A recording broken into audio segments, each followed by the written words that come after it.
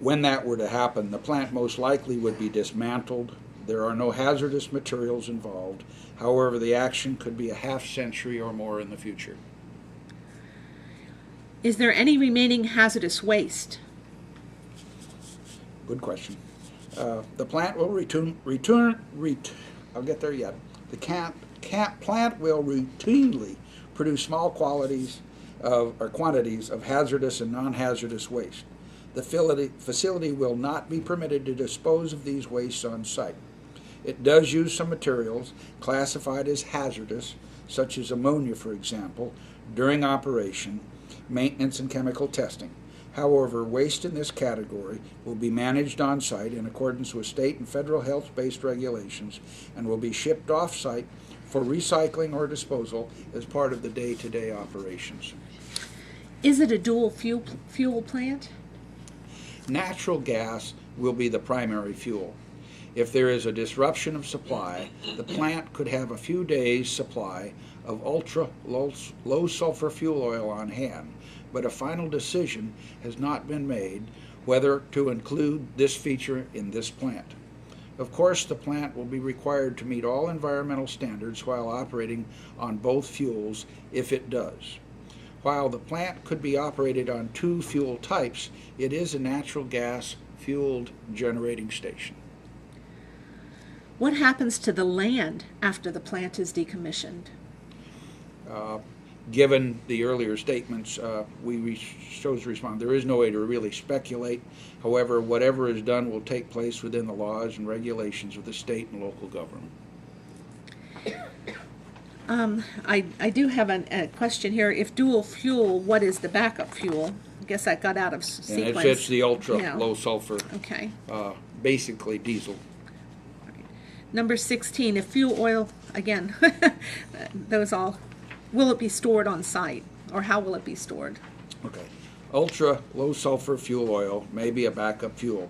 Even if there were a second type of fuel, the plant would still not be considered a dual fuel plant. In other words, it's a backup fuel. You're primarily running on natural gas. It would be a natural gas fueled plant with a small supply of ultra low sulfur fuel oil as the backup. And how is that stored? Above ground, underground? Usually in a surface tank that meets all the requirements. Those are normally tanks that either have a double wall or ponding around them and all the appropriate fire protection, things of that sort. Will it be a demand-only or constantly running plant? Okay. You asked me. I'm going to go back to if fuel oil is stored. I'm sorry. I apologize. The fuel oil would be delivered in tanker trucks, unloaded in a dedicated and approved pumping facility, and stored above ground in a tank to hold a few days' supply. Although a tank rupture or valve failure is highly unlikely, design features incorporate that remote possibility. The tank will have secondary containment to capture any spill of oil and protect the environment as required in 40 CFR 112 and other applicable state regulations. I apologize, Robin. That's okay. Go to 17. We'll get there. I tried to prompt you to go on, but that's all right. I'm not going to tell you what to say. It's your answer. Will it be a demand-only or constantly running plant? The project's final design depends on the demand for electricity in the PJM market, the regional transmission operator that serves much of the northeastern U.S. and Midwest, including Pennsylvania. There are three kinds of plants generally: baseload plants with more or less constant operation, intermediate load plants which handle load operations for daytime use, and peaking plants which serve to avoid grid faults during times of peak demand. It is contemplated this would be an intermediate load plant, primarily running daytime hours, and then probably March to September timeframe.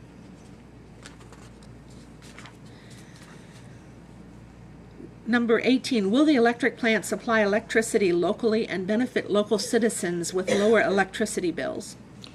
The power will be sold to the PJM market and energize electric transmission grids covering several states and many millions of people. While the electricity will be used regionally, it is really part of a larger system with many sources of energy. The PJM market must have an orderly growth to cope with the anticipated growth in the region's power demands of about 1.5% to 2% per year. though it has been a little less than that during the recent recession. There's a projected need for a plant in North Lebanon County to keep electricity rates affordable and reliable.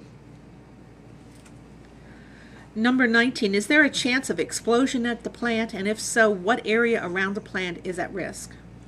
Natural gas and possibly fuel oil would be on site, so there is a risk of an incident, just as there is in most homes and beneath many streets where natural gas flows through gas mains and pipelines. Tenaska has an outstanding, award-winning safety record at plants across the country, and this one is expected to